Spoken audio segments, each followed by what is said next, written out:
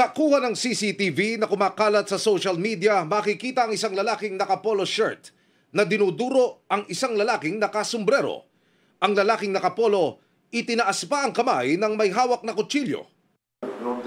Eksklusibong nakausap ng GMA Integrated News ang lalaking nakasombrero sa video na si Criston John Patria Sean. Ayon sa kanya, si Davao City 1st District Representative Paulo Pulong Duterte ang nasa video. Sinampahan niya ito ng mga reklamong physical injuries at grave threats. Sa kumakalat na video, ilang beses hinedbat si Sean. Sinuntok din ito sa tagiliran habang may hawak na kutsilyo ang nanununtok. Ang video isinumite ni Sean sa Department of Justice pero hindi raw siya ang nagpapakalat ng video sa social media. Nasa kustodiya ngayon ng PNP si Sean.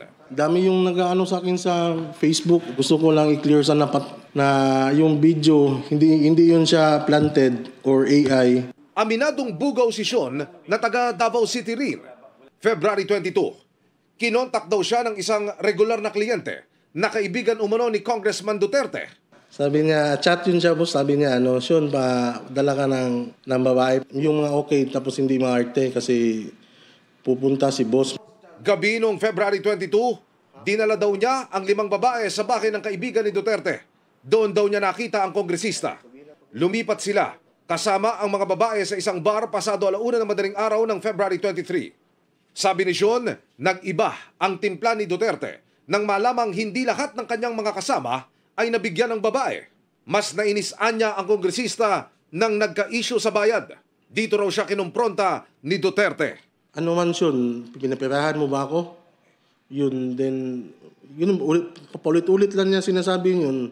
Isang saksak niya, naanuhan ko, yung tawag ngayon, boss, yung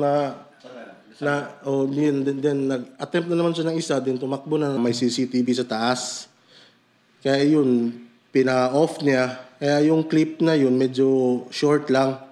Kasi putol na yung video pinakat niya. Natagalan daw si Sean na lumutang dahil kumakalap siya ng ebidensya at natiyempo lang na malapit na ang eleksyon. Ang kalaban ko kasi medyo mahirap kaya pinag-isipan ko talaga na mabuti. Wala nakikipag-usap sa'yo na kasuhan mo? Wala. Idadrop ko yung kaso mong child trafficking? Wala. Medyo na-trauma ba din, stress, nagalo-halo na talaga ba. Walang nagtutulak sa'yo? Wala naman po. Ikaw lang ito? Ako lang po to. Sinusubukan namin kunan ng pahayag si Congressman Duterte. Pero nauna na niyang sinabi nitong weekend na ino-authenticate pa ng kanyang mga abogado ang kumakalat na video. Ito ang unang balita. Emil Sumangil para sa GMA Integrated News. Sabi naman ng Palace Press Office, Officer Claire Castro, hindi naman itinanggi ni Congressman Paulo Duterte ang video. Bakit ibibintang ito sa administrasyon? Mas mainam daw na sagutin na lang ni Congressman Duterte ang reklamong pananakit laban sa kanya. Sagot siya ng palasyo sa pahayag ni Vice President Sara Duterte na paninira ng administrasyon ang naturang reklamo sa kanyang kapatid. Igan, mauna ka sa mga balita, mag-subscribe na sa GMA Integrated News sa YouTube para sa iba't ibang ulat sa ating bansa.